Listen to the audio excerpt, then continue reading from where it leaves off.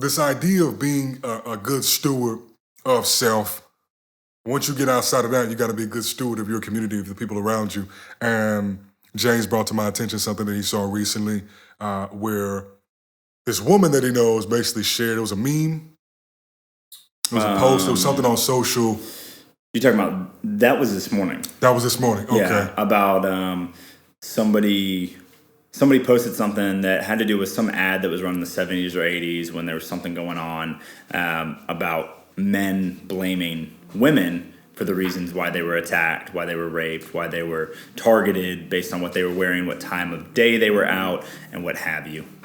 The whole idea of victim blaming, basically. Yeah, 100%. Not the perpetrator's fault, but the victim's fault. All these reasons why they kind of brought it on themselves. And so we sat here and we powwowed for a bit about, okay, do we address that directly? Is it our place to address that?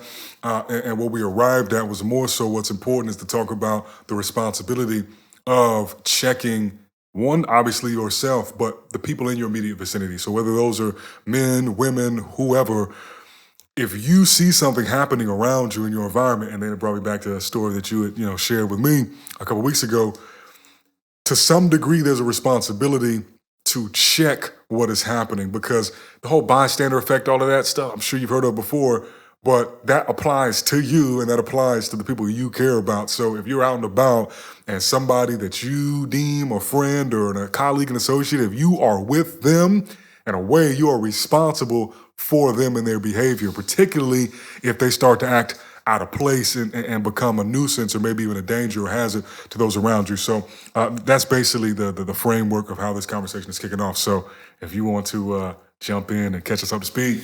Yeah, so I kind of want to bring in a personal anecdote, and I'm going to keep the individuals anonymous intentionally. This is, the point of this conversation is not to drag anyone through the mud, but I think it is important and it does communicate exactly what we're talking about. There is someone that is in close proximity to me in some business dealings and some personal dealings, and it was brought to my attention by someone else that is in my immediate proximity.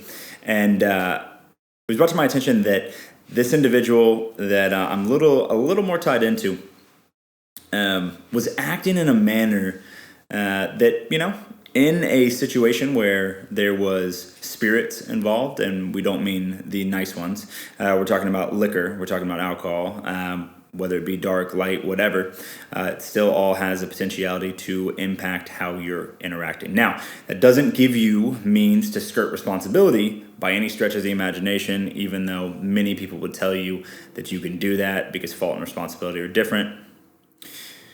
I disagree. It was brought to my attention that this individual was taking action that I don't find to be aligned with where my ethics or morals are, and that's in the area of sexually aggressive behavior. It is not, a woman is not your property. A woman is not there for your pleasure. A woman is not there to be told what her place is in your life. And so I really just kind of want to drive home that it doesn't matter how drunk or high or how much you're tripping on or how sober you are or what time of day or what time of night. You making unwanted physical advances at somebody is out of line. You forcibly putting yourself in a position in proximity to them with your body on body contact is unacceptable. And this is something that I think us in a lot of ways as men, let's just speak to ourselves here for a second, we kind of get it twisted. Maybe not because we as individuals are perpetrators, us, you and I, Sae'Von, but we do have individuals in our networks that act some type of way to other men or other women or people that, are sitting in a place where they're a little bit more vulnerable, whether that be through grief, whether that be through monetary viability or what have you. For me, as it pertains to women, that's just not how I was raised. You are to protect, not to hurt. You are to be there to make sure that someone that is also there does not impart, force their way into something.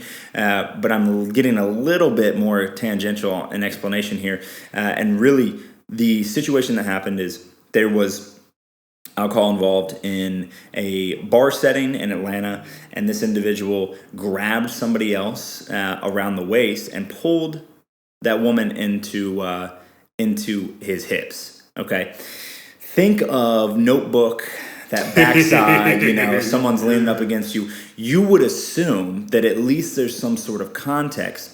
And the other implicit assumption here is that both individuals are consenting to this. You don't have to be in a monogamous relationship to grab somebody from the back, but you absolutely do have to be in a consensual interaction for that to be okay. And this bullshit where you want to just, I was feeling the vibes and just went with it. I would encourage every single person listening to this, man or woman, to read the vibes 10 times over before you do anything crazy, because we live in a time where you might, quote unquote, think you're reading the vibe, and you're in fact putting someone in a very awkward position where they feel uncomfortable, they feel that their life is in jeopardy, or they feel that their autonomy, their body autonomy is in jeopardy, and you might find that you take it too far. So I feel as though we're just in a place where there's not enough accountability, pure accountability, and it's something that we've talked about before, community and accountability. We don't take responsibility for our own actions, and we don't check those around us. I mean, if I'm in a situation where I'm acting up in any regard, in business, I'm not doing what I'm saying I need to do, I'm not serving my partner, I'm not loving those around me, I'm not showing up, I need to be checked. And we need to take that same framework and apply it to individuals that are crossing boundaries. In my mind, it's nobody else's responsibility but ours to check those around us. Question though, Go ahead. because even as you're laying this out, because I'm like, we know this. I think most people know this. From where I sit, the difficulty then becomes, how does one gauge when that boundary has been crossed? Because sometimes it's like you're watching and you're like, all right, well, technically everything still looks kosher for the time being. So one, recognizing when something has been crossed, but then two, how one handles it. Because,